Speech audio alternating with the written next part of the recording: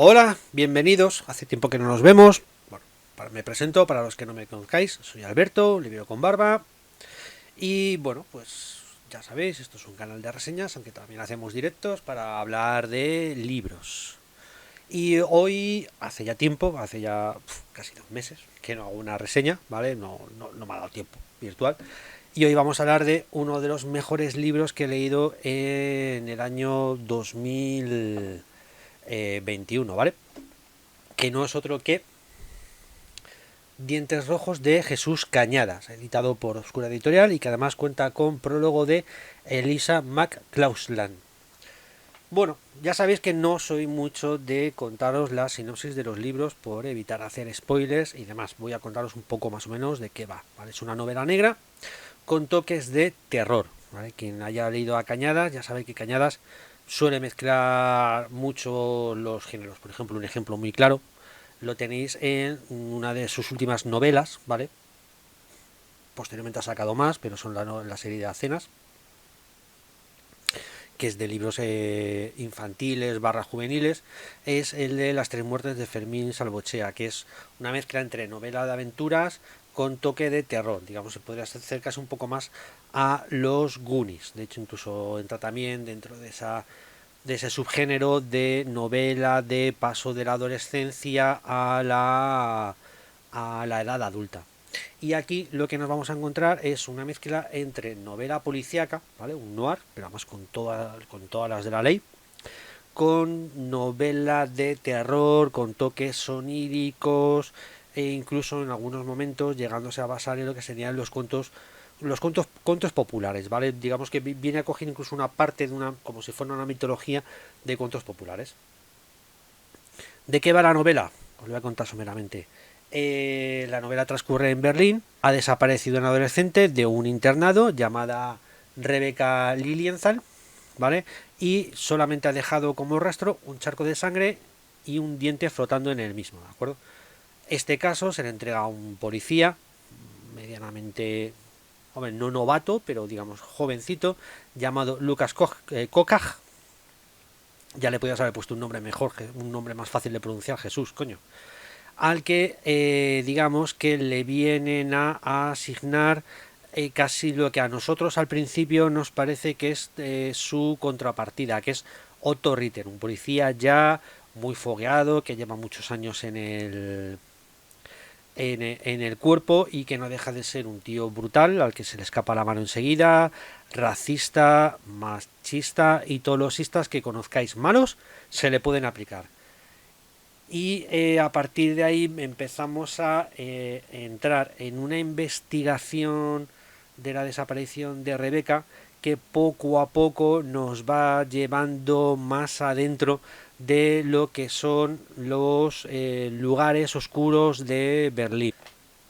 Un Berlín que además Jesús conoce muy bien porque él conoce y que se nos va a presentar un poco como, pues hombre, a ver, es el Berlín verdadero, ¿vale? Que es el Berlín que todos queremos conocer, que es un Berlín muy multicultural, muy mezcla de diferentes culturas y que además entra dentro de esa idea que tenemos todos de garitos que solo unos pocos conocen y que si tú tienes que visitar, tienes que ir con alguien que te lleve, etcétera, pero le añade todavía una capa más, una capa onírica, ¿vale? Como adentrándose, ya os digo, en ese mundo de cuentos de hadas de terror, de mundo extraño que solamente ves con el rabillo del ojo, en el cual se llevan a cabo cosas muy horrendas, sobre todo, bueno, sobre todo no, a las mujeres, ¿vale? Porque al final este libro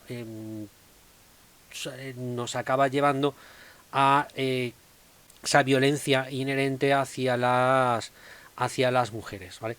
Todo esto lo vamos viendo además en una novela que se nos presenta a mi parecer en 3 capítulos, ¿vale? El primer capítulo vendría a ser la presentación de lo que sería la trama, la desaparición de la chica, cómo digamos, al policía le asignan a su compañero, empezamos a conocer los problemas personales de nuestro protagonista, de Lucas, y empezamos a intuir también que hay algo detrás de Otto, del otro protagonista. Y al igual también empezamos a ver que detrás de la desaparición de Rebeca no todo es lo que parece. En una segunda parte, digamos un segundo tramo, tendríamos ya la bajada de Lucas a los infiernos, ¿vale? Cuando me refiero a los infiernos me refiero a su propio infierno personal y al conocimiento de que hay algo sobrenatural que ha participado en la desaparición de Rebeca y que además tiene mucho que ver con todo lo que gira alrededor de la novela, que ya os digo que es la violencia contra las mujeres. Y hay una tercera parte de la que ya no os voy a hablar. O sí os tengo que decir que al final de la segunda parte, por así decirlo, del tramo principal de la novela, del segundo tramo principal de la novela, es realmente brutal, y el inicio del tercero ya lo es más todavía. Y es en ese tercero donde se nos desmonta todo lo primero. Ya durante todo ese segundo se nos ha ido desmontando todo lo primero y se nos han ido intercambiando completamente los roles de los dos protagonistas masculinos, ¿vale? Donde veíamos que uno era el yin del otro, del yang del otro. Al final nos acabamos dando cuenta que no es tanto y que realmente no son tan diferentes, ¿de acuerdo? O que quizás a lo mejor cada uno ha llegado por una rama diferente a lo mismo. Y en el tercero, la gran jugada de Jesús, ¿vale? Que a mí es lo que me ha parecido verdaderamente brutal, es cómo evita la redención o la posible redención que muchas veces existe en las novelas de terror del mal, ¿de acuerdo? O sea, en este caso el mal es la violencia contra las mujeres. Él nos la quita, ¿vale? O sea, durante toda la novela hay algo que nos indica que es posible que esta violencia se deba a una algo. Es que tampoco quiero decir, joder, es que me está costando no decir nada, ¿vale?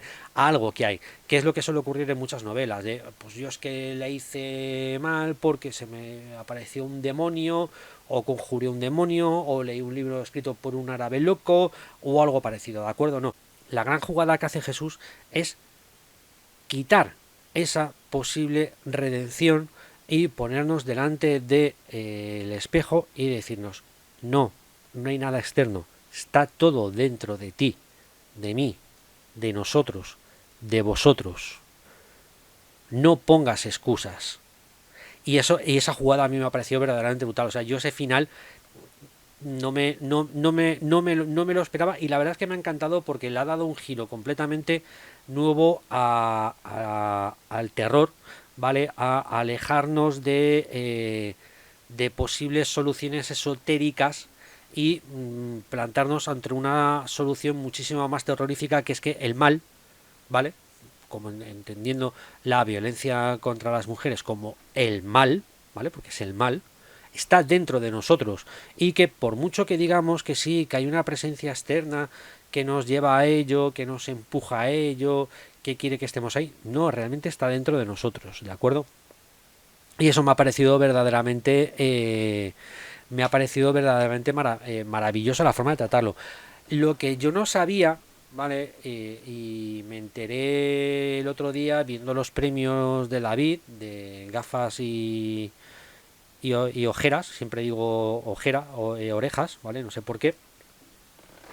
Es que la novela había levantado cierta polémica por cómo mostraba la violencia hacia bueno, ya no solamente hacia las mujeres, también hay en algunos momentos hay violencia incluso contra inmigrantes, ¿vale? Por cómo mostraba esa violencia. Bueno, de hecho la violencia contra inmigrantes no se muestra tanto. A ver, sabes que está ahí, ocurre, pero la violencia verdadera que se muestra es es contra las mujeres, o sea, es una violencia verdaderamente extrema, ¿vale? O sea, no es a lo mejor, a ver, si sois muy pitiminis, pues os puede llegar a costar un poquito, pero a ver, pero es violencia bien, o sea, está, ¿vale? Cuando que mucha gente se había quejado de cómo se mostraba esta violencia. Bien, cuando yo digo que es violencia bien y que me gusta cómo se muestra la violencia, es porque considero que Jesús no la muestra como si fuera porno, ¿vale? O sea, no la muestra para excitar mentes perturbadas con estas barbaridades, ¿de acuerdo? O sea, esto no es a Serbian Film. Serbian Film es una novela, o sea, es una película, perdón, que si no la habéis visto, no la veáis, porque es asquerosa, es repugnante, la deberían de quemar, y al director con ella. Pero ahí, por ejemplo, la violencia que se mostraba, que es asquerosa, no tenía ningún fin, era mostrar la violencia por mostrar la violencia, pues para que llegara y hubiera 2, 3 perturbados junto con el director o vete a saber quién, pues que se la cascaran.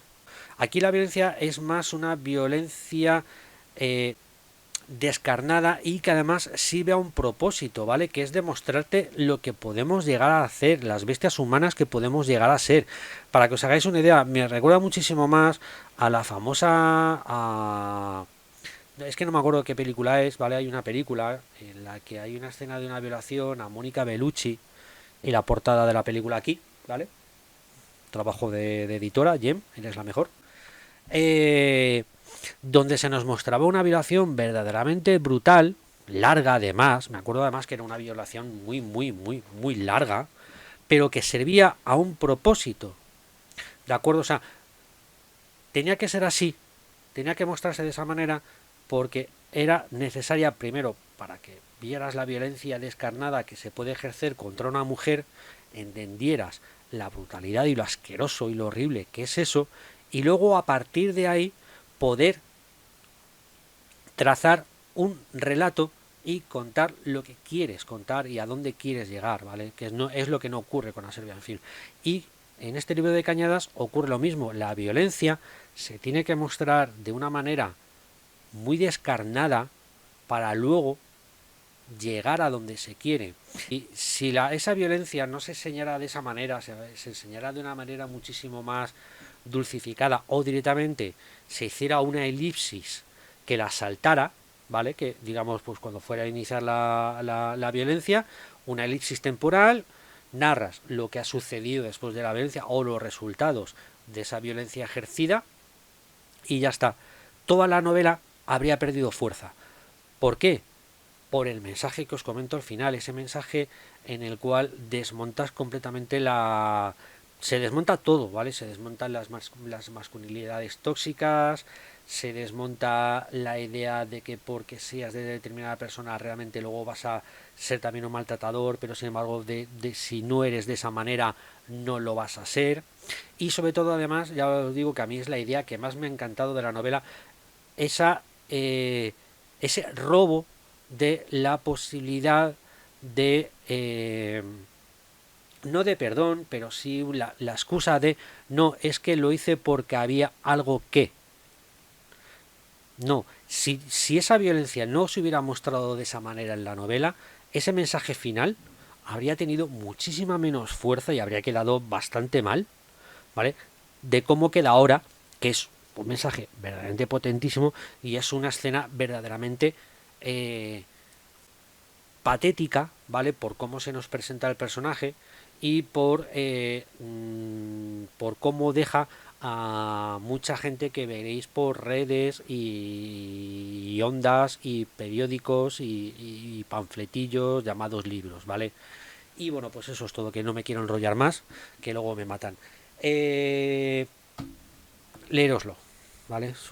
Para mí es uno de los mejores libros del año pasado, quizás uno de los mejores libros de terror. Jesús Cañadas, Dientes Rojos, en Obscura Editorial. Y bueno, pues ya sabéis, si os ha gustado el vídeo, darle al like, compartir, suscribíos y bueno, pues que nos vemos en la próxima reseña. ¡Adiós!